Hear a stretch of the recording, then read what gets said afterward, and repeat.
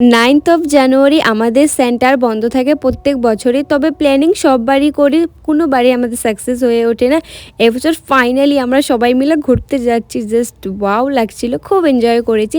সেটাই আজকে তোমাদের সাথে ব্লগের মাধ্যমে শেয়ার করব। হ্যালো এভরিওয়ান, সো কেমন আছো তোমরা সবাই? আশা করছি সবাই খুব খুব ভালো আছো। হ্যাঁ হ্যাঁ, এখন বলছি যে আমরা কোথায় ঘুরতে গিয়েছিলাম। আমরা সবাই মিলে গিয়েছিলাম ভুটানের গেলিফুতে। জাস্ট অসাধারণ ছিল জায়গাটা।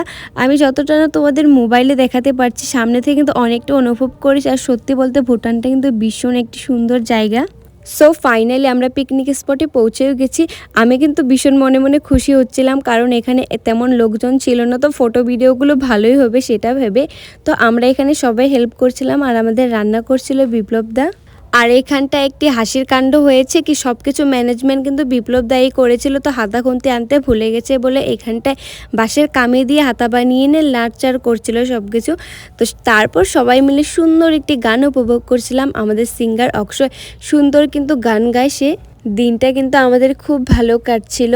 আর এই সব মেমোরিজগুলো আমি ক্যামেরা বন্দি করে রাখলাম। হয়তো যখন 5-10 বছর পরে এদের সাথে সেভাবে দেখাও হয়ে উঠবে না, তখন এই ভিডিওগুলো দেখে ভাববো হ্যাঁ, আমরাও একটি সুন্দরভাবে দিন কাটিয়েছি। আমাদের সবার মাঝে কিন্তু একজন মিসিং ছিল, তিতলি।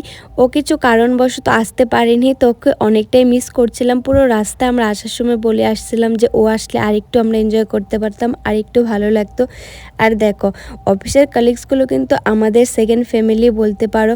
বাড়িতে কতটুক টাইম সময় কাটাই তার থেকে বেশি কিন্তু সারাটা দিন আমরা অফিসে কাটাই। যাই হোক, তো আজকের দিনটা খুব ভালোভাবে কাটলেও খুব এনজয় করলাম।